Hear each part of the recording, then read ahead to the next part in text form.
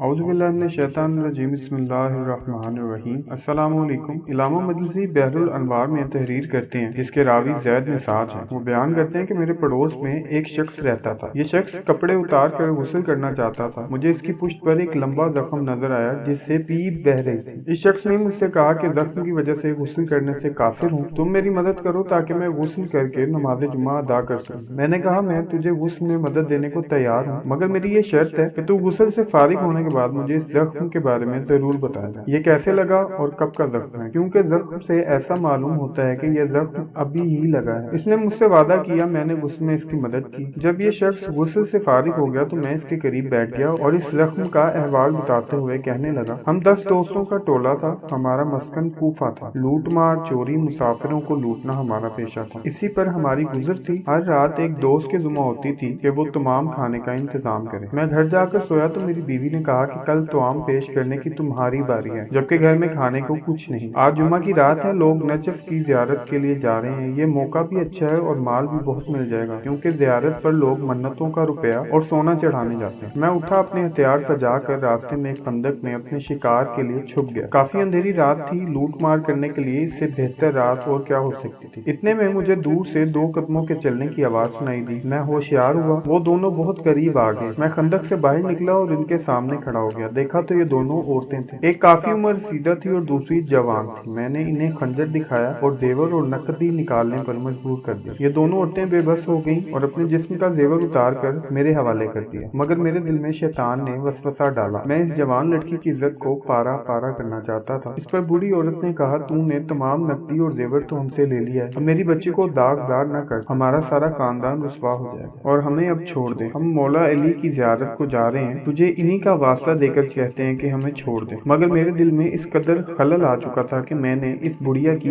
एक बात न सुनी और इन दोनों को धकेलता हुआ खंदक में ले गया। इस बुढ़िया को धक्का देकर गिराया और मैंने खौफ दिलाने के लिए कहा, अगर तू आई तो मैं तुझे और तेरी लड़की को जान से खत्म कर डालूंगा। ना इज्जत रहेगी और ना ही जान रहेगी। मैं अपनी कुव्वत से इस लड़की पर हमला आवर हुआ। लड़की बेबस परिंदे की तरह जमीन पर पड़ी थी। मैं इसकी दोशीज़गी को चाक चाक करना चाहता था कि लड़की ने बेइख्तियार चिल्लाना शुरू कर दिया, मौला अली हम तेरी जियारत को आए हैं और हमारा ये हाल, या इलाही मदद, मौला अली मदद, मुश्किल कुशा मदद। ये कलमात इसकी जुबान से जारी थे कि इस असना में एक सवार जाहिर हुआ जिसका लिबास सफेद, जिसने इमामा से अपने चेहरे पर पर्दा किया हुआ था। इस सवार ने कहा, इस लड़की को छोड़ दे। मैंने सवार से कहा, जा अपना रास्ता ले, ऐसा न हो कि इनके साथ तू भी मारा जाए। मेरा इतना कहना था कि वो शख्स जलाल में आया और तलवार की नोक मेरी कमर पर इस जोर से मारी कि मैं गश खाकर जमीन पर गिर पड़ा। नामालूम मैं कब तक इस बेहोशी में पड़ा रहा। अलबत्ता इस गशी के आलम में मैंने इस सवार से औरतों को ये कहते हुए सुना कि अपने कपड़े पहनो, रकम और जेवर उठा लो और वापस चली जाओ। औरतों ने अर्ज की कि हम मौला अली की जियारत किए बगैर नहीं जाएंगे। सवार ने कहा, तुम वापस चले जाओ, तुम्हारी जियारत कबूल हुई।